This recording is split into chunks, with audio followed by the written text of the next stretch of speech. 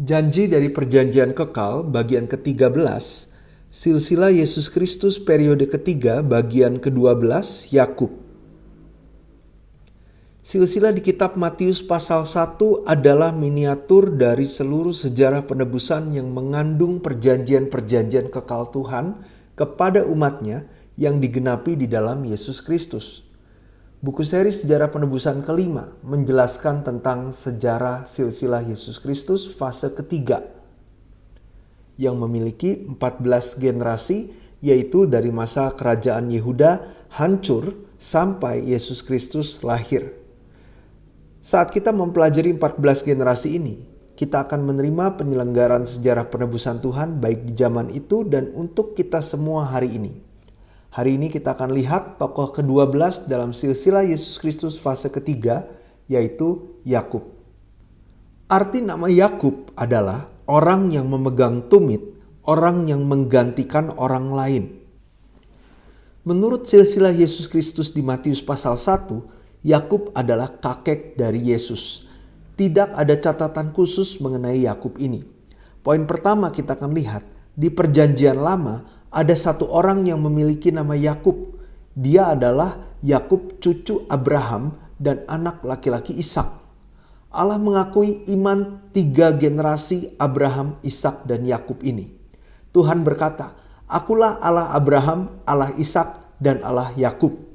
Sebelum Yakub mati, dia memanggil kedua anak Yusuf, yaitu Efraim dan Manasye, dan menjadikan mereka sebagai anak laki-laki Yakub, dimasukkan ke daftar anak laki-laki Yakub. Kenapa Yakub yang sudah punya 12 anak laki-laki, tapi dia masih mengambil Efraim dan Manasye sebagai anak-anak angkatnya?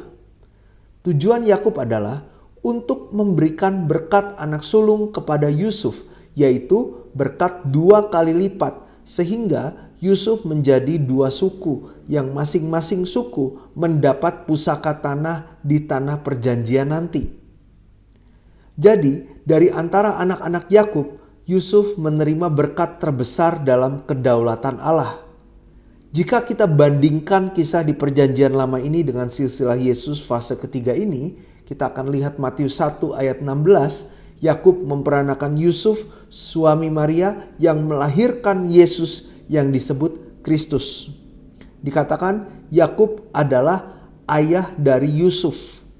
Dan Yusuf menerima berkat terbesar pada zaman itu karena dipilih Tuhan dengan dicatat sebagai ayah dari Yesus Kristus.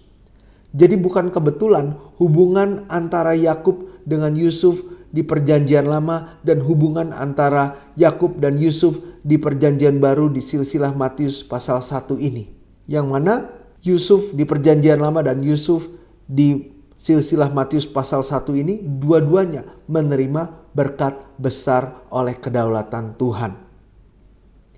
Poin kedua kita akan lihat di dalam silsilah Yesus di kitab Lukas, ayah Yusuf adalah Eli, bukan Yakub seperti yang dicatat di Matius 1 ayat 16. Kalau kita bandingkan silsilah Yesus yang dicatat di kitab Matius dan di kitab Lukas, di Matius 1 ayat 16 dikatakan Yakub memperanakan Yusuf suami Maria. Di Lukas 3 ayat 23 dikatakan Yusuf anak Eli.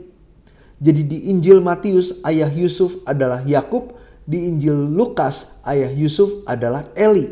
Kenapa bisa ada perbedaan seperti ini? Karena Eli adalah ayah Maria, istri Yusuf. Jadi Yusuf adalah menantu dari Eli. Sebuah ketetapan firman di Perjanjian Lama, jika seseorang tidak memiliki anak laki-laki, maka pusakanya harus diwariskan kepada anak-anak perempuannya yang harus menikah dengan laki-laki dari suku yang sama untuk menjaga pusaka mereka. Eli, ayah dari Maria, tidak memiliki anak laki-laki, maka Marialah yang mewarisi pusaka ayahnya. Maria menikah dengan Yusuf yang berasal dari suku yang sama, yaitu Yehuda.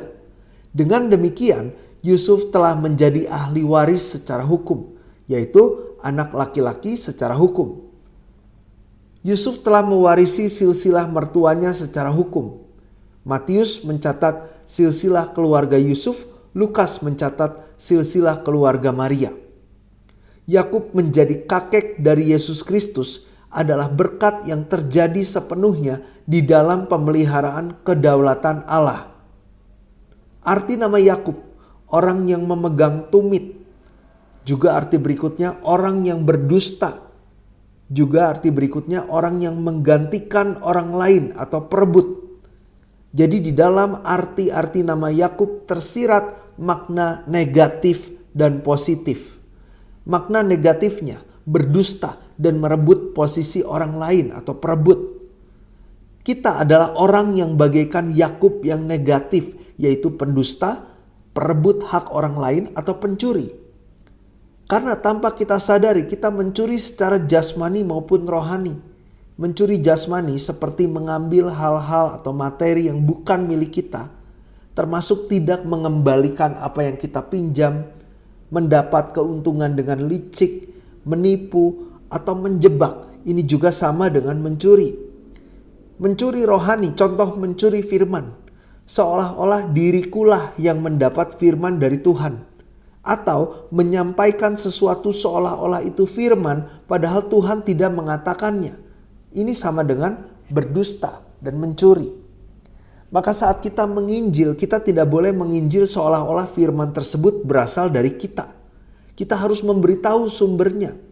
Di dunia ini, jika kita mencuri karya orang lain, maka kita melanggar hak cipta. Maka kita tidak boleh melanggar hak ciptanya Tuhan. Lalu mencuri hati juga adalah mencuri. Seperti Absalom menipu sepenuhnya orang-orang dan mencuri hati orang-orang.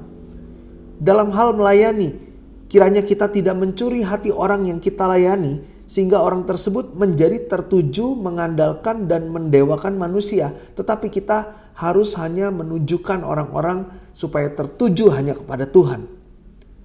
Lalu mencuri waktu juga adalah mencuri. Semua waktu diberikan Tuhan.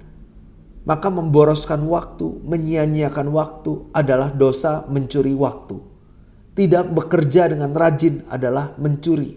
Malas sama dengan mencuri. Melakukan hal yang tidak semestinya di waktu yang sudah diberikan sama dengan mencuri. Lalu mencuri uang Tuhan dengan tidak memberikan persembahan dan perpuluhan. Jika tidak mempersembahkan dengan penuh yang seharusnya dipersembahkan kepada Tuhan lewat persembahan khusus dan perpuluhan, ini adalah dosa pencurian. Orang yang mencuri milik Tuhan akan menerima penghakiman atau kutuk. Milik Tuhan tidak boleh disentuh, tapi harus diberikan secara penuh kepada Tuhan. Jika memberikan seluruh persembahan perpuluhan, maka Tuhan akan membuka pintu sorga dan menuangkan berkatnya sampai tidak ada tempat lagi untuk menampung. Yang artinya Tuhan memberkati dengan berkat berlimpah-limpah. Mengenai hal ini Tuhan sampai bilang untuk ujilah aku. Artinya ini adalah janji yang pasti bahwa Tuhan akan menuangkan berkat sampai tidak dapat ditampung lagi. Memberi lebih dari cukup. Contoh, Kejadian 41 ayat 49. Demikianlah Yusuf menimbun gandum seperti pasir di laut sangat banyak sehingga orang berhenti menghitungnya karena memang tidak terhitung.